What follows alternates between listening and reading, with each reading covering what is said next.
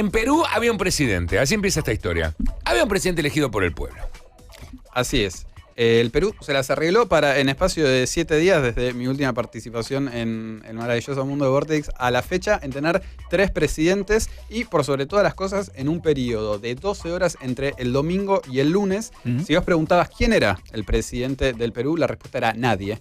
Y no es que estabas hablando con un anarquista o una persona que no respetaba las formas de El gobierno. poder ejecutivo. Exactamente, sino que se había generado un vacío de poder o de representatividad. Ya vamos a ver este punto si necesariamente tienen que ir de la misma mano y tener un correlato, pero que finalmente Francisco Sagasti, con 76 años de edad y representante del Partido Morado, un partido con una casi nula experiencia y tradición partidaria como suele ocurrir en el Perú, termina sellando este vacío, no por ser electo presidente, sino por asumir la presidencia de la mesa directiva del Parlamento.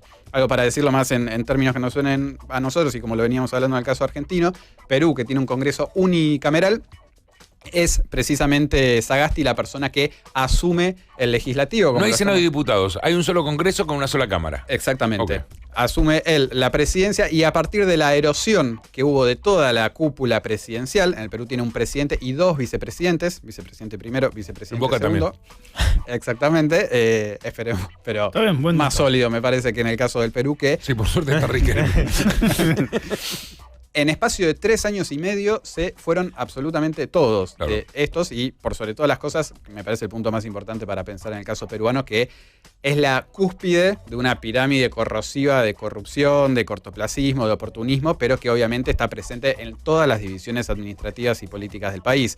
Obviamente los presidentes tienen una mayor presión y el Congreso opera de una manera mucho más directa sobre ellos, pero lo que pasó en último término es esto, ¿no? En 7 días tuvimos este vacío de poder cerrado de alguna manera por Sagasti, quien es el encargado de llevar el barco al menos hasta el 11 de abril del año próximo, cuando hayan elecciones generales y por sobre todas las cosas cuando sea el recambio de autoridades en el mes de julio.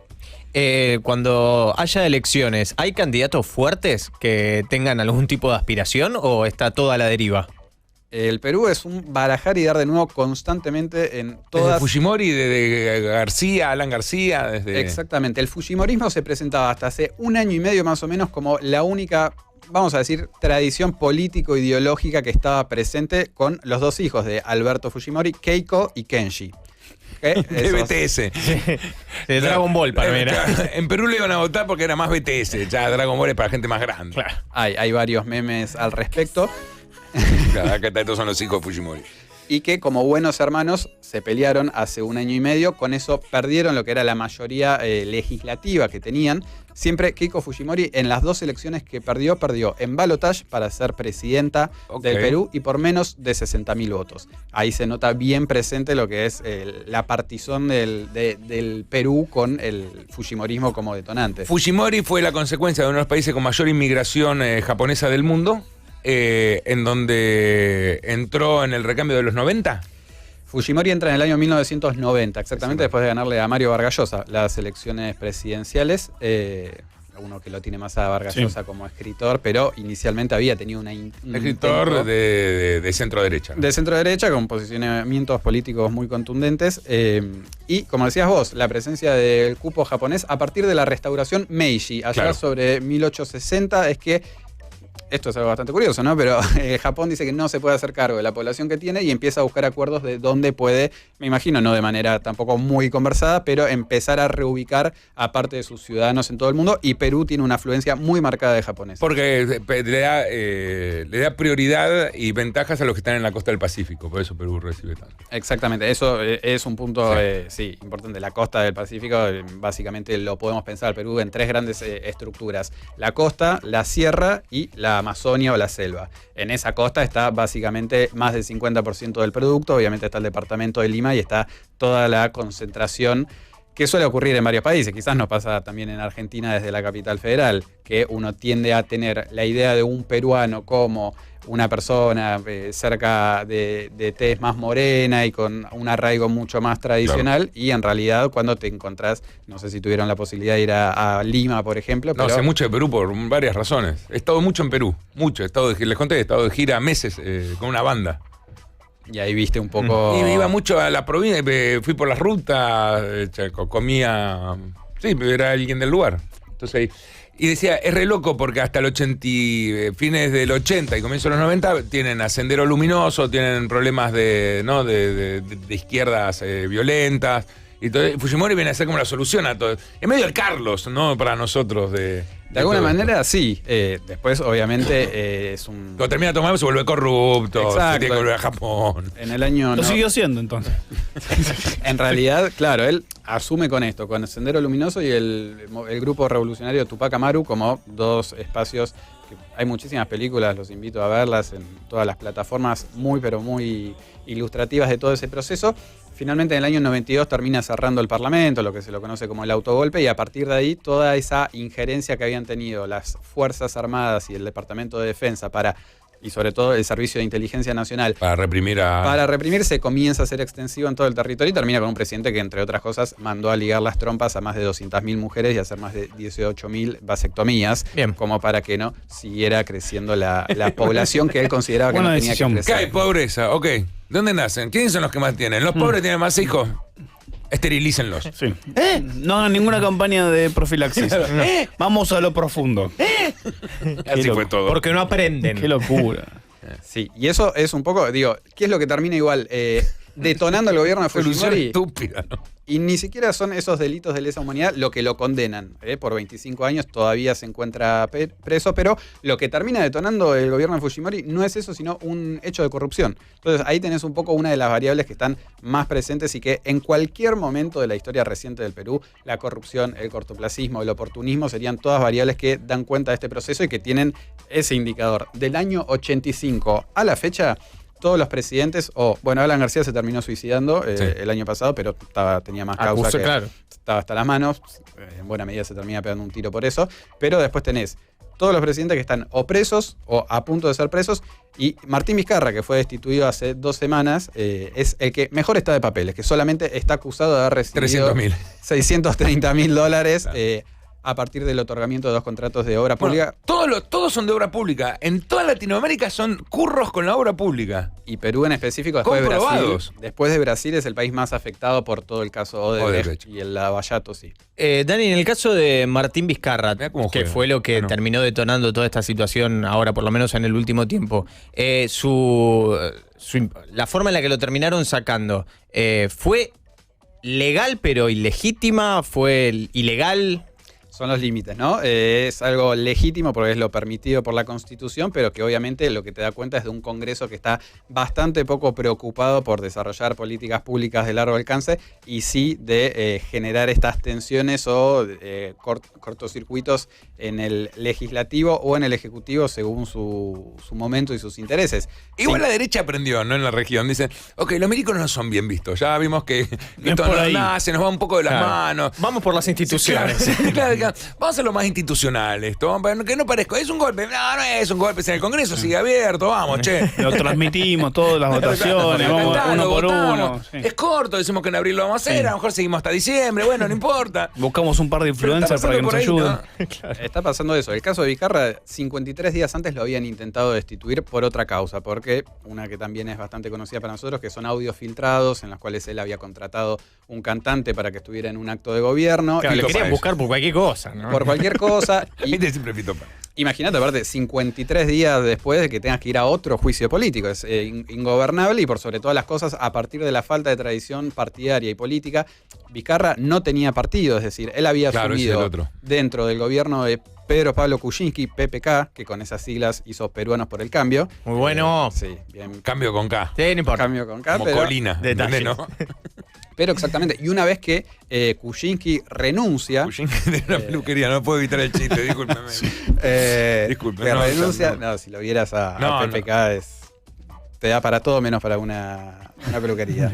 82 primaveras tiene Pedro Pablo, Ok. que por suerte termina renunciando en una jugada que también tiene el Congreso como protagonista, en ese caso con una Keiko Fujimori muy fuerte y que lo presiona lo suficiente como para que le otorgue un indulto humanitario a su papi y otorgado este indulto termina teniendo que renunciar por la presión social.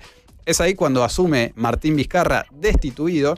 Y en ese proceso de solamente un año, Vizcarra había sido primero ministro de Transporte y Comunicaciones, después embajador en Canadá, y en todo ese proceso además seguía siendo vicepresidente primero, por lo cual cuando Kuczynski renuncia tiene que ir él a asumir en el Palacio de Gobierno. Y si la pregunta es por qué destituido Vizcarra no asume la vicepresidenta segunda, es porque la vicepresidenta segunda había tenido que renunciar el año pasado porque lo intentó destituir a Vizcarra.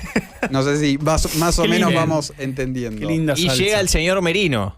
Y llega en ese proceso exactamente el señor Merino, que dura 5 días y que fue la verdad que bastante contundente, por lo menos dentro de las imágenes, algo que no está acostumbrado en el Perú, que es sobre todo una movilización social, pero más que eso, lo fuerte de lo represivo. Es decir, desde el día 1, y digo día 1 porque estuvo 5 días nada más, pero todos los integrantes de su gabinete presionaron y tuvieron una retórica muy pero muy confrontativa, y esto termina por sobre todas las cosas con 2 jóvenes de 22 y 24 años asesinados, y la presión social y política que hace que también Merino no solamente renuncie a la presidencia interina, sino que deje al Perú sin ningún tipo de liderazgo. A diferencia del de Bolivia, el de Ecuador, el de Perú me parece el más parecido al 2001 argentino, ¿no? La revuelta, muertos, la clase media que se siente afectada, ¿no? No es como aquello en Bolivia, los mineros, a lo mejor era más clasista, no sé. De hecho, aparecía el eslogan que se vayan todos en Perú en los últimos días. Sí, estuvo presente. A mí me llamó mucho la atención y aborto ya, pero dijeron que es otra campaña. Bueno. Pero como el eslogan se equivocaron de generación, o sea, que la generación muy joven fue la que salió con más efervescencia, que quizás en otras revueltas, no en la de Chile, que sí sucedió que los jóvenes participaran tanto, en Latinoamérica no había tanta participación de la juventud en los últimos años. Sí en la década del 70, pero no en los 90. Pero o sea, el que se quejaba era la clase media, ¿no? Lo habíamos charlado la otra vez, ¿te acordás que con las redes sociales ha cambiado la edad de los convocantes? Y cada vez van más chicos porque como es por red social la convocatoria, es el colectivo que más está conectado. Entonces que el que más interpela, va, claro. Sí, pero a veces nos quejamos de la poca participación que tiene a veces la juventud dentro de esos movimientos. La juventud, el problema que para mí que está teniendo, la juventud el problema que tiene. Contame. No, es que es cierto que arman esta revuelta por el hecho de las cosas sociales, los chilenos, por ejemplo. Pero no hay ningún político joven que pueda captar esto y llevarlo adelante. Estamos hablando de tipos de 82. Toda la gente que está en política es gente grande, no es gente joven. Sí, no hay referentes. La gente joven dice, bueno, arreglen esto, la concha de tu hermana, por decirlo de forma joven. Sí, es que no hay una salida institucional. Pero no hay un Trudeau, no hay un Macron que es un tipo joven, no, más allá de que son muy distintos tipos de política. Digo, los jóvenes no tienen un representante joven, Lustó, digamos, ¿no? Para nosotros Lustó no es puede llegar a serlo, pero vos tenés que construir desde otro lado, no tenemos jóvenes que digan, bueno, esta gente va a traer un cambio realmente. Sí, el joven se queja porque está bien, porque es joven, porque es parte de lo que es ser joven, siempre lo decimos. ¿Quién no va a mover el avispero si no es el joven? Pero una vez que mueve el avispero, dicen, bueno, ahora señores, háganlo. Y vos le decís, bueno, no, pará, boludo, vení, involucrate. Sí, esa es una de las consignas que está presente, digo. Le pasó el BIC a los británicos, que los jóvenes dijeron, sí, esto hay que cambiarlo. Y no fueron a votar.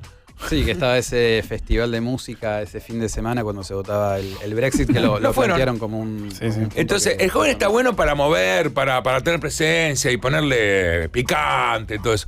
Pero después el joven no se está comprometiendo con la política. En un primer término creo que hay una sobreexposición de eso, de se metieron con la generación equivocada, que está presente en las redes sociales, en TikTok, como que es muy útil para organizarse y para poder convocarse en los distintos puntos de encuentro, pero tiene que tener eso un correlato eventualmente que no sea, primero lo más trágico, que es poner el cuerpo, que la verdad es muy complejo. Salís, en 2 días te matan a 2 chicos de 22 y 24 años, la verdad que el panorama no es muy auspiciante. Pero tiene que ver con la exageración de joven, ¿no? Y del otro lado tenés cuál sería el modelo, el caso chileno, y la verdad es que es un caso histórico lo que ha puesto el cuerpo de esa sociedad, pero verdaderamente si tenés del otro lado un aparato que en vez de proteger se dedica a confrontar, estás en un juego por demás desigual, pero que sí, que tiene a la juventud, y creo que como consecuencia inevitable, si queremos, o sea, si se puede lograr o no una salida política en el Perú, que es una reforma política de todo el sistema de manera plena, y esto tendrá que ver desde primero lo normativo y cómo se empiezan a encontrar siempre las mismas variables en todos los reclamos. Lo que pasa es utópico, Daniel, porque si las viejas generaciones siguen siendo los protagonistas de las políticas y los jóvenes son los que se quejan de las viejas políticas, pero no hay en el medio alguien que lo... Si siempre va a ser, esto hay que reformarlo, pero el que lo reforma se lo damos al que nunca lo reformó, es lo de Chile. Dentro de 2 años vamos a ver si hacemos... Boludo, esto debería ser mucho más dinámico, más rápido. Estamos pidiendo un cambio ahora. Y no está pasando, y no va a pasar en el Perú. No, y ahí está muy presente. Menos con Gareca, director técnico. Qué hombre, el tigre. Pero está muy presente esto, que tiene que ver, creo, con la contradicción, o en realidad como un hecho ilustrativo que tiene que ver con el crecimiento y la estabilización de todos los indicadores macroeconómicos del Perú. Es el país que más ha crecido en los últimos 10 años, en los últimos 15 años, por encima de la media regional, entre un 3,5 y 4% de su producto. Y por otro lado esto, la inestabilidad política, lo cual lo podés pensar como una contradicción, o que en realidad en último término lo que te marca es que no hay una vinculación muy directa entre el manejo económico y el manejo político de la sociedad, y en esto sí, bastante en sintonía con el caso chileno, se termina evidenciando la contradicción que el crecimiento y el desarrollo presentan en una sociedad muy desigual como la peruana. Esa oración, ¿la escuchaste? Sí. Fue muy fluida todo, aparte con... Las oraciones completas. Sí. Y pone cara como de... ¿Quién no diría esta oración? Estoy haciendo jueguitos, mirá. Sí. No se nota. Nos alegramos que eduques gente. Gracias. Lo tomó. Yo también. Tengo que entender que el presidente que estaba era un presidente sin un signo político, pero casi como lo que está teniendo la región, de centro derecha. Y el que está ahora es un científico, ¿no? Un hombre de la ciencia. Un intelectual. Un intelectual, ok. Un intelectual que... Seguro le va a ir bien. Muy bueno. Seguro le va a ir genial. Venga, puñito, estuvo muy bien, estuvo muy bien. Sí, es lo que se necesita en este momento. Alguien que piense, viste, que no haga gestión. Okay, pues estamos libre pensador, estamos pasados de tanda, ya relájense, la ponemos todas juntas. Pero, sí, pongámonos que somos gente de bien y estamos casi todos Hagamos formados. de cuenta. Hagamos de cuenta. ¿Qué le vendría bien hoy en día a un país, a la región? ¿Un político, un intelectual, un científico, un congreso mejor armado? Si tuviésemos que diseñar, el problema que tenemos es malos políticos o gente que sigue con viejas escuelas, pongo ejemplo, como diciendo que yo, peronismo, chavismo, no sé, como diciendo cosas que arrastran y decir, bueno, ya está viejo, todo esto no nos funciona. ¿Qué sería lo ideal, piensa cada uno, para este tipo de momentos? ¿Quién empieza? ¿Quieren que arranque? Sí, claro. ¿Qué más sabe? Yo le tomo a Alfonsín la idea de una reforma política dentro de lo utópico, ¿no? Porque, claro, digo, sí. El Es escenario de la Latinoamérica, crisis. La idea de un contrapeso entre un presidente y un primer ministro. O volverlo todo más parlamentario de alguna Exacto. forma. En donde el presidente tiene una figura general para el Estado, pero las decisiones de una forma están condicionadas entre lo que decide el Congreso y su primer ministro. Y una mayor vinculación con cada uno de los gobernadores de los 24 distritos de la Argentina, que siempre es un mundo aparte y completamente desconocido, salvo para los que viven ahí. Si me permiten a mí, coincido, haría un sistema menos presidenciable sin dudas, creo que uno de los grandes problemas que tenemos es que somos tan presidencialistas, y le daría mucho más autonomía a los estados. Creo que el concepto americano de cada estado casi es un país y tenemos leyes generales para no caernos a trompadas, está bien, ¿no? O sea, si... Pero le daría mucha más o mucha menos autonomía. Mucho más. Más autonomía a cada provincia. A las provincias, sí. Incluso con leyes opuestas internamente. Pero sí armaría un parlamento y un primer ministro que no se me asustaría si cada 1 año y medio salta porque lo hizo mal. Siempre y cuando el presidente y el parlamento funcionen. Y puedo agregar sacaría la reelección inmediata. La posibilidad de vos cumplís un mandato presidencial, 4 añitos, 5 si querés, como en el caso de Perú, como en algunos países, como en Uruguay, que podés ser reelecto pero no de manera inmediata. Eso también lo sumaría en el combo. Para mí el problema... ¿Me puedo meter, Nacho? Sí, porque yo estoy pensando. Ok, lo voy a hacer largo, así te doy un poco de tiempo. Creo que el gran problema que tenemos todos es que hay muchos profesionales de distintos ámbitos que se podrían involucrar en la política, pero le tienen mucho miedo a la política. Porque la política ensucia, o sea, te mancha, te afecta. Carbón, lo que te digo del carbón, ¿no? O te quema o te mancha. O te quema o te mancha. Entonces, digo, de alguna forma hay que quitarle peso o poder a la clase política para que se le involucre de otro lado el ciudadano. O sea, muchas veces vemos una boludez, entrevistas a políticos en otros países, en Europa. Y vos lo ves en la calle con 5 personas, o sea, parece una persona más de a pie. Hoy la estructura política parece casi, es mucho más que una monarquía, o sea, es inalcanzable, está la estructura del poder, o sea, tenés que tener un partido detrás que te apoye, que te aguante, hay un olor distinto, entonces creo que tenemos que desarmar ese poder. Y ese poder, la ciudadanía tiene que luchar contra eso, lo cual es muy complejo, porque esos poderes están enquistados de alguna determinada manera, así que yo quitaría el poder que tiene esa clase política, quizás haciendo medidas un poco de distribución un poco más equitativa. Si lo puedo resumir, no lo harías tan partidista. Claro, absolutamente. Ok. Sí, yo creo que tomo un poco de... No, pero me parece que es así. Es imposible, creo que es inviable para un ciudadano común pensar en llegar a la política si no tenés algún tipo de vínculo histórico con alguien que llega a la política. Como está formulado ahora. Como está formulado ahora, claro. Y termina siendo recontra improductivo. Y además me parece que tiene que haber muchas cosas mucho más interdisciplinarias dentro de los ámbitos ejecutivos. Hoy en día tenemos funcionarios que no están o no están formados para el rol que están ocupando. Es como cuando nos quejamos que el 5 está jugando de 9. Claro. ¿Qué hace jugando de 9 el 5? Y creo que se evidenció, bueno, en este contexto de la pandemia, es la primera vez que vemos a un presidente reuniéndose de forma consecutiva con distintos, en este caso con médicos, asesorándose constantemente y a partir de ahí tomando una decisión. Siempre las decisiones me parece que son muy individuales.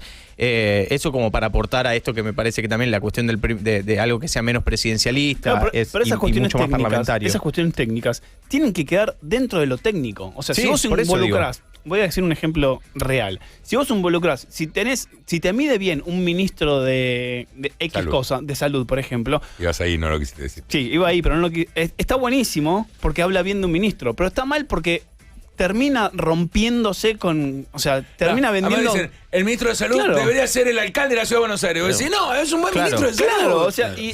y eso es una cagada, porque hay un montón de otras personas que dicen, yo soy un buen arquitecto, me encantaría aportarle a la ciudad, pero yo no sé si me quiero mezclar Yo con creo que quedó el viejo concepto político en donde, por ejemplo, De Gaulle era un gran militar, dijo, vamos a hacerlo presidente porque nos llevó a la victoria. Después, como presidente, la verdad que tuvo problemas, casi lo cagan a trompada, lo derrocan. Porque siempre que pensamos que el exitoso, bueno, yo soy vicepresidente de Boca de alguna forma porque soy conocido, porque de alguna forma me hice famoso por otro tipo de cosas. Diciendo, bueno, si hizo más o menos bien esto, ¿por qué no lo va a trasladar al fútbol? No suele pasar de tener esto, ¿no? Y vos decís, sí, pero está bien, no hay pero, que trasladarlo pero vos tanto. estás enfocándote en lo que sabés. Claro. No te eso estaba hablando. No, pero De ahí, eso. ahí tenés el caso bien Gracias por concreto darme de el pie. vos te presentás a una elección, Alberto Fernández, Macri, Sí. quien quieras. Nunca vas a saber quién va a ser su equipo de gobierno A eso hasta voy. después de asumido y entrar Claro. en funciones y cuando esa parte sea irrevocable. Claro, Entonces, y también, perdón, puedo sumar. De Biden tampoco lo sabes. no, desde ya. De hecho, nadie sabe en casi ninguna parte del mundo cómo se llama su ministro de Economía. Sí. O cómo se llama su Moyano. Vos vas a Brasil, un país sindicalizado, y decís, ¿pero quién es el de la CGT? Te dicen, no tengo ni idea, no. ¿Por qué deberías saberlo? Y quiero sumar si se puede, una propuesta más a nuestro país ideal, que es algún tipo de sanción en el caso de que no se cumplan promesas electorales. Lo que pasa es que ahí te las condiciona. Vos variables puedes son prometer muy un montón de cosas, pero después Por eso. las variables te condicionan. Y justamente, No prometas nada. no prometas si no podés cumplir con un montón de cosas, porque mucha gente te vota porque la gente ¿Qué te vas a vota hacer? por y no, pero ahí se dan cuestiones, se da otro tipo de debate, porque Tendría si que haces haber promesas preguntado es muy fácil prometer cosas que sabes que no vas a poder cumplir o que no están en tus manos, y la gente te vota porque piensa que la vas a poder cumplir. Si después no la puedes cumplir, bueno, atenete pero eso a es como el ciertas presupuesto. consecuencias. O sea, seguimos votando un presupuesto que sabemos que nadie va a cumplir y seguimos haciendo que que votamos el presupuesto. Y no me parece bien, por eso estoy hablando. Seguimos, por eso cada vez le escuchamos menos lo que dicen.